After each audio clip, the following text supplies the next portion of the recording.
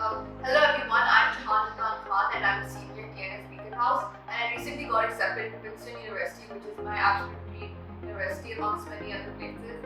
And today I'll be talking about the application process and how it was for me.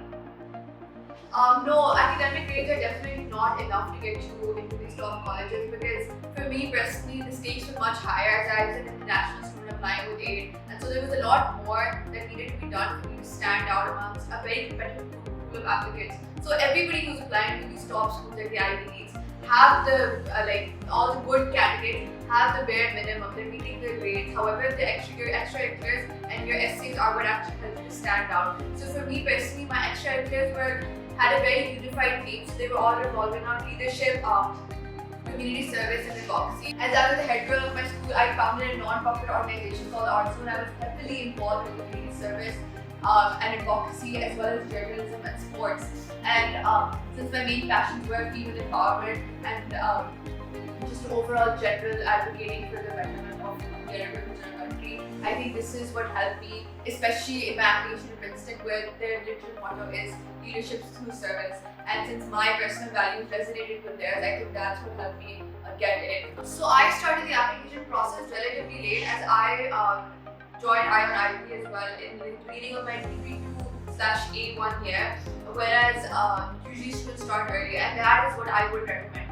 As starting earlier alleviates stress, remove the pressure that many people like. That's personally what I felt. In choosing the colleges that you have to apply to, and in the extracurriculars which you want to show on your represent on your Common App, and even brainstorming of your Common App essay, which in itself is a very time-consuming thing to write. For example, my Common App essay itself, I don't even know. I can't even count how many drafts it took. Definitely more than between 10 to 15 drafts to perfect it. And then the supplements themselves for each university, especially the Ivy Leagues and their equipment, you have to write so many essays that need brainstorming, and that's what starting early would actually help you to know.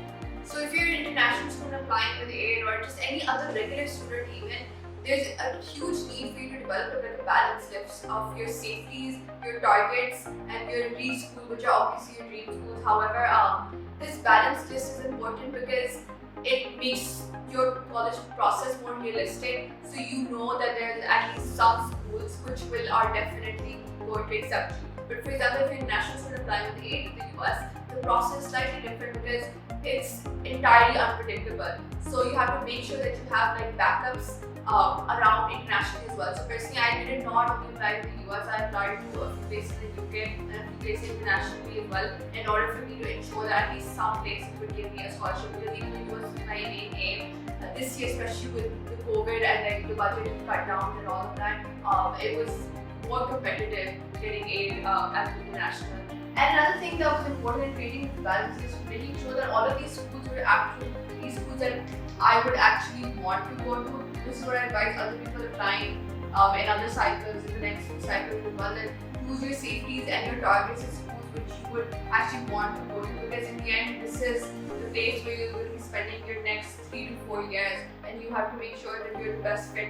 So even though the Common App doesn't allow you to upload a CV directly, many colleges that I applied to, liberal arts as well, the universities, they allowed me to upload a CV via their own section of the Common App. And I think sending in a CV was vital to my application, because the Common App itself only allows 150 characters to describe the activities that you spent so many hours and weeks and years working on. And the CV allowed me to put in the necessary details to show the admissions officers a clear picture of what I've been doing in my activities that I was passionate about.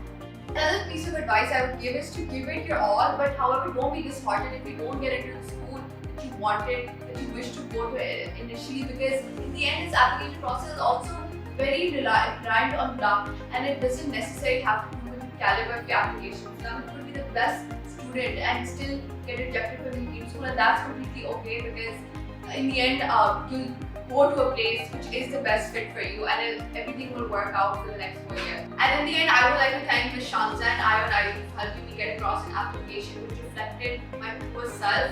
And I would also like to thank my other support system, my parents, who helped me and encouraged me throughout. And I would like to recommend IIT wholeheartedly for other students applying in like other future cycles.